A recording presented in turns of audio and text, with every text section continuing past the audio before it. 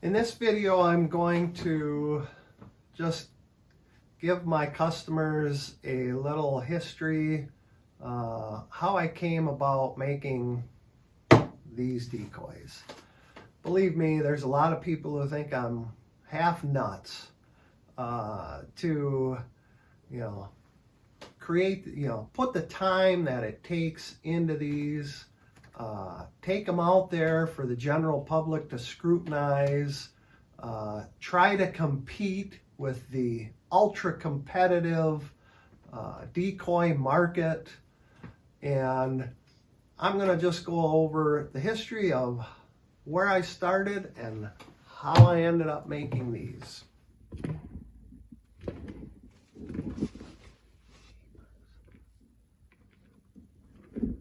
When I started turkey hunting back in the late 80s, so quite a while ago, I was a turkey calling fanatic. I was focused on calling, and every now and then we'd carry one of them old plastic decoys around, a couple different versions, sometimes the old feather flex and some of these other decoys that they had back in the late 80s and early 90s.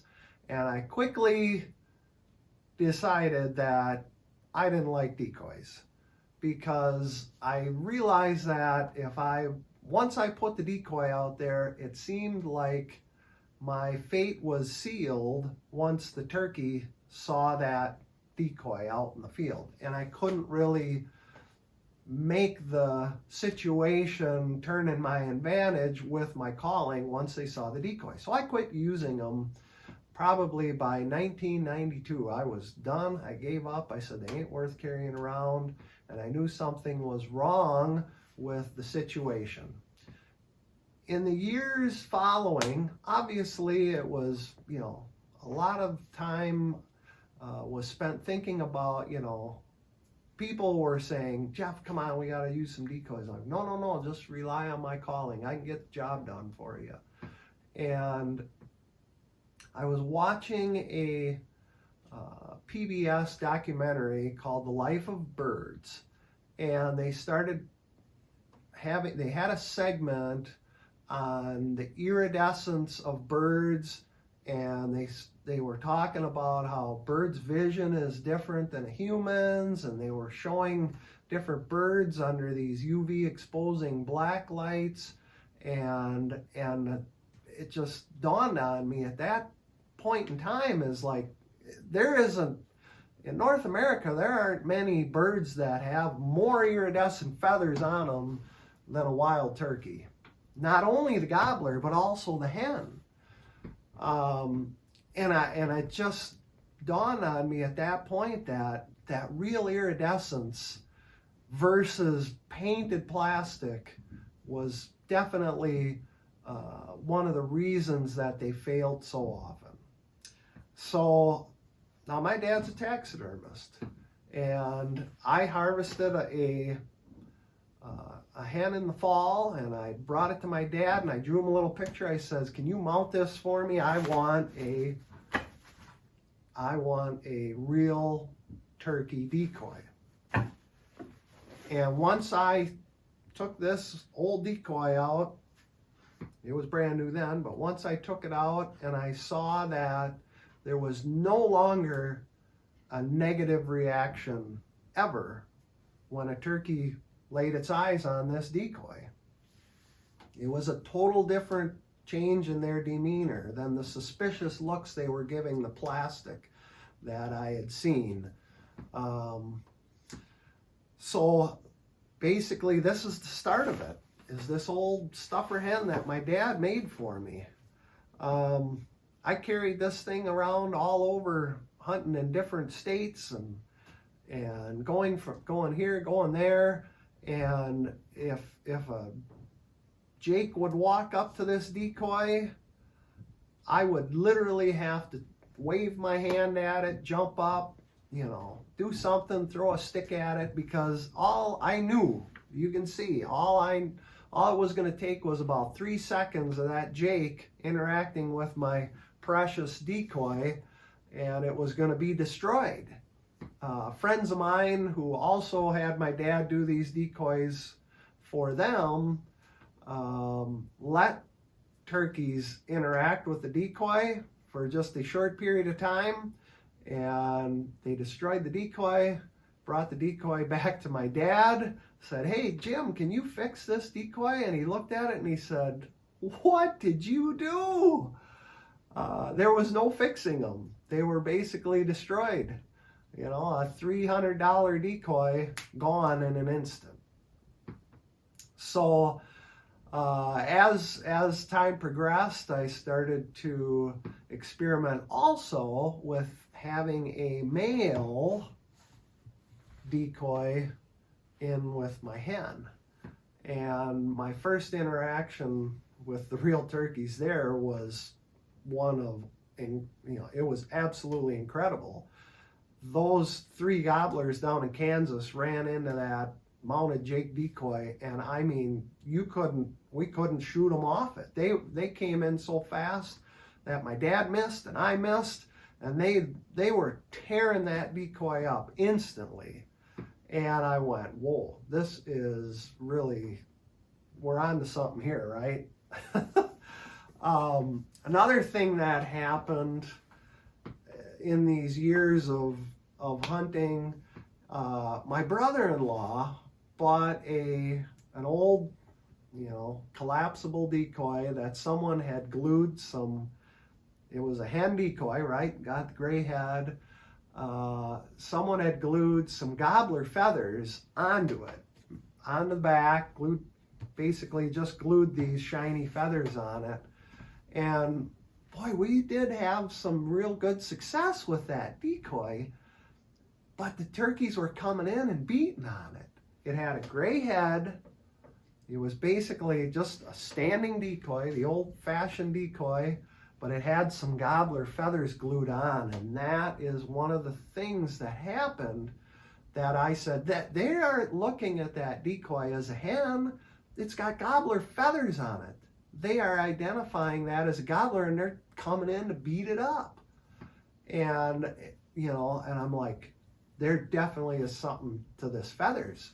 The turkeys are recognizing, in our mind, we're like, oh, that's a hen turkey, but there were gobbler feathers glued on it. They were seeing it as a gobbler.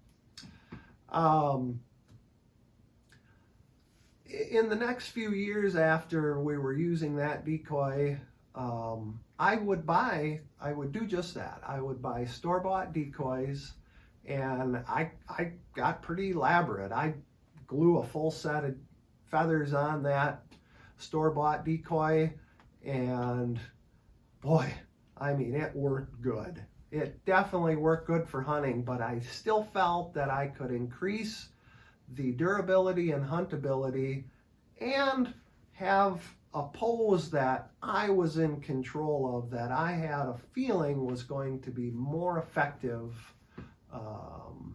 than what I could buy. The decoy market is very, very competitive. The decoys that sell, and when I was first sketching out my turkeys, I was trying to make them look like a taxidermy pose, something that looked cool to me. And the more I thought about it, the more I understood that I was going to have to give up some durability, some buildability, and some transportable. And I just decided to go with my gut feeling and really lean into the very submissive strut, the non-strut, the gobbler that wants to strut but he can't strut. And with my hen, I wanted it very relaxed looking, that would kind of do the same thing as gobbler decoy to the hens. I decided to go for it and build my own molds and get into making these things, and ultimately my goal was quite selfish. And in fact, in 2016, at that point, it was not legal for me in the state of Wisconsin to sell real turkey feathers. I thought, well, maybe there's an application here where I can build decoys for other people, but I was mainly making this decoy for myself. So in 2016, I sculpted out of clay my original bodies. I had sketched out what I wanted. I scaled them up. I wanted them slightly smaller than an actual turkey. Other decoy companies were, they knew that too. Let's make it a little smaller. The size isn't that big a deal. The main reason I wanted to make my turkey just slightly smaller is that I knew I would be able to efficiently use the feathers on that. So in 2016, I did my original sculptures and thought a lot about the posture and how this was going to be huntable. So since 2016, I've been building these things about 6 years.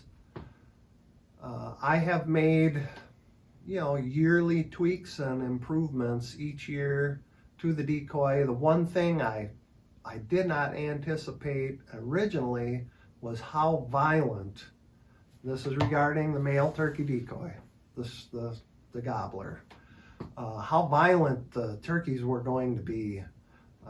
The first decoy I ever made, it has a basically glued on 3 times head. The turkeys would run up and knock the head right off of that thing. So I have beefed this thing up and I have made it way more durable so that it can withstand the violence that the turkeys inflict upon it. I encourage whenever I sell a decoy, I explain the situation and I'm like, what you want to do is, this is designed to let the gobbler come in. He's going to run up to this tom decoy and he's going to start fighting it. And you want to let him get through that initial fight stage before you try and take your shot, whether it be with a gun or a bow. You want to let him engage with a little bit, because your best shot opportunity comes, about a minute into the engagement. Plus, it's a lot of fun seeing them interact with the decoy in that way. Another thing that's happened since 2016 is it is now legal to sell the feathers of legally harvested game birds, feathers and parts. What that did is that opened the door for the people who were painting paintings on turkey feathers, allowed me to provide a limited amount of these to my customer. Basically each year my plan is to build between 24 and 30 decoys, roughly half hens, half gobblers. I have no intentions of scaling this up. I do not want to build more than 24 to 30 a year. I typically sell out by May 1st, with what I have available for that year. And it's truly an artisan usable product. And I want the people who are out hunting with my decoy to have a piece of my turkey hunting passion with them when they're out hunting. An additional thing that I want to bring up is if you want me to make a turkey decoy out of a turkey that you shoot, so it's almost like a usable trophy, that is absolutely an option. If you go, you're on my YouTube channel watching this, go to my playlists, go into feather art, and I have a detailed video on how I would, how to skin your turkey so that I can use it, for either the feather art and obviously for the decoy. And I can make you a turkey decoy out of your own turkey that you harvest. So if you're like me and you love turkeys and turkey hunting, and you want a decoy that has a very high success rate, very low failure rate compared to plastic painted decoys, it's well worth the investment. It's a handmade artisan product, and I guarantee you won't be disappointed in the long run. Go to my website, frederickchampionschoice.com. You can purchase the decoys while they're in stock from my website. You can also email me through my website, or my phone number is on there, my cell number. You can call me with any questions that you have about the decoys or my feather art.